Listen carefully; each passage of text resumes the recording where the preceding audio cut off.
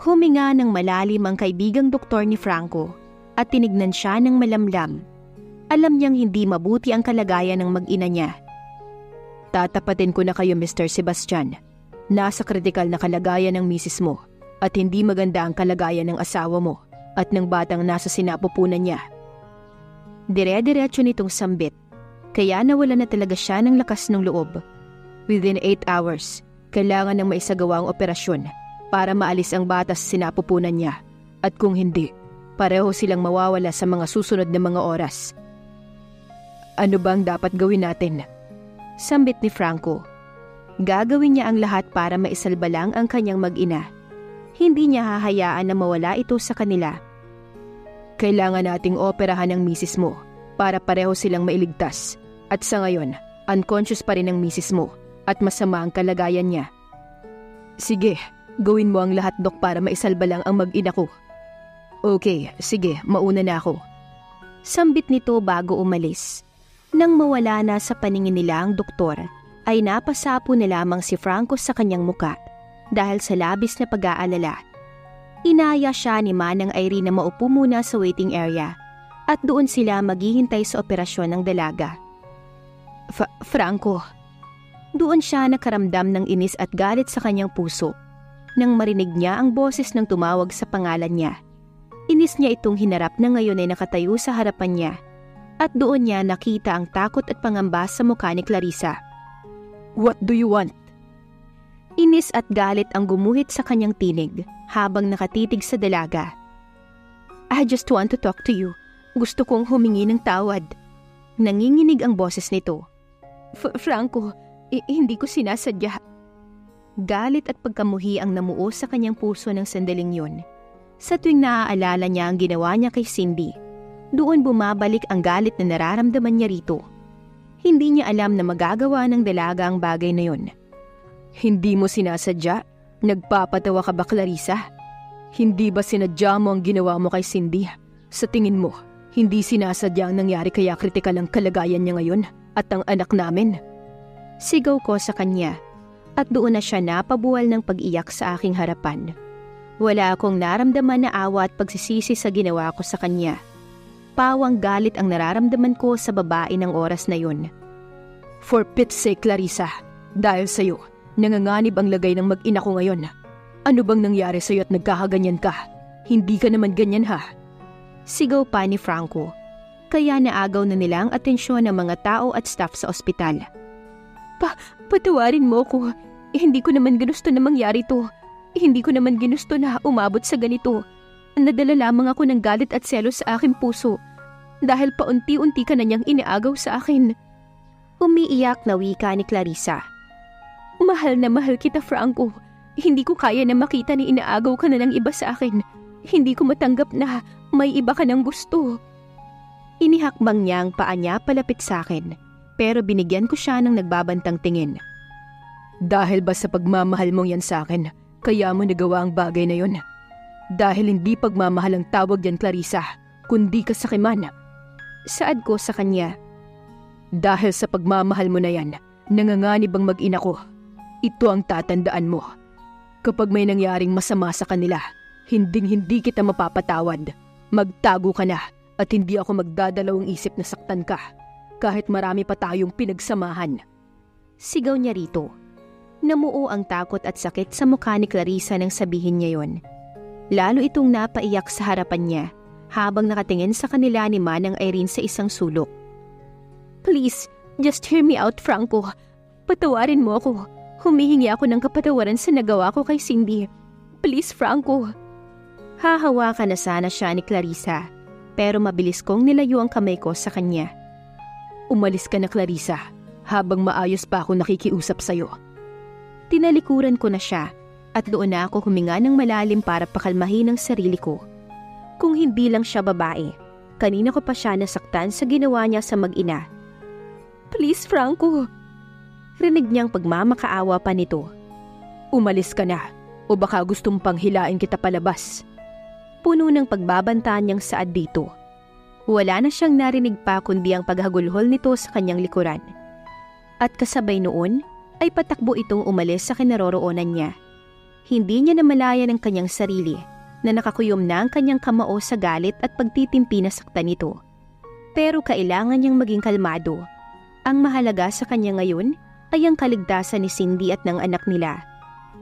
Mahigit 5 oras na ang nakalipas simula nung isagawa ang operasyon ni Cindy. At hanggang ngayon, wala pa ring lumalabas na nurse at doktor galing sa emergency room. Hindi siya mapakali at napakalalim ng kanyang iniisip dahil hindi siya mapanatag hanggat hindi niya nalalaman ang kalagayan ng kanyang mag-ina. Gustuhin niya man sanang pumasok sa emergency room para tignan ang kalagayan nito, pero hindi naman siya pinapapasok sa loob. May hibang na siya sa pag-aalala para sa dalaga at sa anak niya. "Senyorito, dinalhan ko kayo ng pagkain, tiyak kong nagugutom na kayo." Narinig ko ang mahinang sambit ni Manang Irene sa tabi ko at tinignan ko siyang nakatayo sa harapan ko at hawak-hawak niya ang isang Tupperware na may lamang mga pagkain. Naamoy ko ang masarap na kanin at adobo sa loob nito. Pero kahit ganun, wala akong ganang kumain. Gusto niyang makita at malaman kung ano ang resulta ng operasyon ni Cindy. Hindi siya kakain hanggat hindi niya nalalaman na ligtas ito. Gulong-gulo na siya sa mga nangyayari sa kanya. "Hindi ako gutom, Manang." Mahina kong sambit. Ramdam kong umupo siya sa tabi ko at rinig ko ang mabigat niyang paghinga na tila ba kinakabahan at natatakot siya sa posibleng resulta sa operasyon ni Cindy. "Kailangan mong kumain, senyorito." Saad nitong muli. "May dala na rin akong damit para makapagpalit na kayo." "Bakit ganun, Manang?" Nagsimula nang uminit ang sulok ng kanyang mga mata sa sakit at hirap na nararamdaman niya. "Bakit ako pinarurusahan ng ganito? Napakasama ko bang tao para mangyari to sa akin?" Hirap na siya. Bakit kailangan niya pang maranasan ang lahat ng ito? Una, nawala si Mama. At kasabay nun, ang pagkasira ng pamilya namin. Pangalawa, may taning na ang buhay ng aking papa. At hindi na siya magtatagal pa. At tapos, nangyari ang bagay na to. Hindi niya namalaya ng pagbagsak ng luha sa kanyang mga mata dahil sa sakit. Tapos ngayon, nanganganib ang buhay ng mag-ina ko at hindi ko alam kung anong mangyayari. Natatakot akong maiwan. Natatakot akong mawala sila sa akin. Sinapo niya ang kanyang muka at doon niya binuhos lahat ng iyak at bigat sa kanyang puso. Ramdam niya ang marahan na paghaplos ng matanda sa likuran niya. Kaya kahit paano'y nabawasan ng sakit at bigat sa kanyang puso. "Magiging okay lang ang lahat, senyorito. Huwag kayong mag-alala. Huwag kayong mawala ng lakas ng loob at pananampalataya. May awa ang Diyos. Manalangin tayo na sana maging okay at ligtas si senyorita at ang anak ninyo." Malungkot nitong sambit. Dali-dali niyang pinunasan ng luha sa kanyang mga mata at tinignan ng matanda. Kailangan niyang maging matatag at dapat ay hindi siya mawala ng pag-asa. Lalo't kailangan siya ngayon ng mag-ina niya. Napatigil silang dalawa ni Manang Irene nang marinig nila ang pagbukas ng pinto ng ER. At kasabay noon, ang paglabas ng doktor na si Melissa. Naglakad ito palapit sa direksyon nila at sinalubong nila ito. "Dok, kamusta si Cindy? Kamusta ang mag-ina ko?" Sunod-sunod niyang tanong dito. Inalis niya ang surgical mask at bahagya itong ngumiti sa kanya. "Huwag kayong mag-alala, Mr. Sebastian, dahil ligtas na ang iyong mag-ina." Sambit nito, dahilan para mapaiyak siya sa labis na kasiyahan. "Salamat po, Lord." Wika pa ni Franco. "Doon na rin sa ward dinala ang baby niyo for more observation and treatment kung kulang siya ng 1 buwan. Pero huwag kang mag-alala dahil ligtas yung bata. And congratulations! Dahil malusog na baby girl ang anak nyo. Pwede mo na siyang silipin sa ward sa 2nd floor. Wika pa nito. "And for Cindy, nasa operating room pa siya. And she's still unconscious. Pero okay na ang kalagayan niya.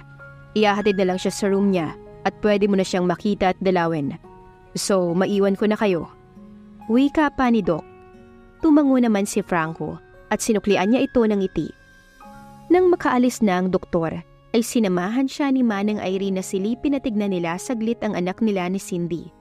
Habang papunta pa lamang sila, doon niya lang naramdaman ang saya at excitement na lumukob sa kanyang puso. Gustong-gusto niya na itong makita at mayakap. Nang makapunta na sila sa 2nd floor, pinuntahan nila yung ward At gano'n na lamang ang saya na naramdaman niya ng mga sandaling yun. Nasa isang malaking silid at hanay-hanay na mga sanggol ang nakita niyang nakahiga sa maliit na higaan at may nakalagay na mga pangalan o araw kung kailan ito pinanganak. May lumapit sa kanilang nurse na mukhang naka-assign ito sa ward kung nasaan ang mga sanggol. Mr. Sebastian? Wika ng nurse at tumango na lamang siya.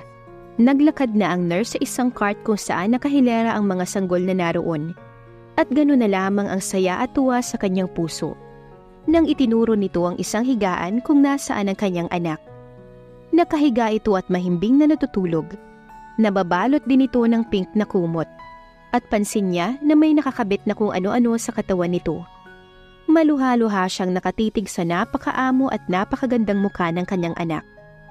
Pinaghalo ang mukha nila ni Cindy. Feeling niya ay nasa alapaap siya ng sandaling yun. Dahil sa tuwa nang makita niya ang napaka-cute niyang anak. Hindi niya alam na may sasaya pa sa nararamdaman niya ngayon. Gustong-gusto niya na itong mayakap at mahagkan. Dahan-dahan siyang naglakad palapit sa napakalaking glass na nagsisilbing harang at hinawakan niya ito.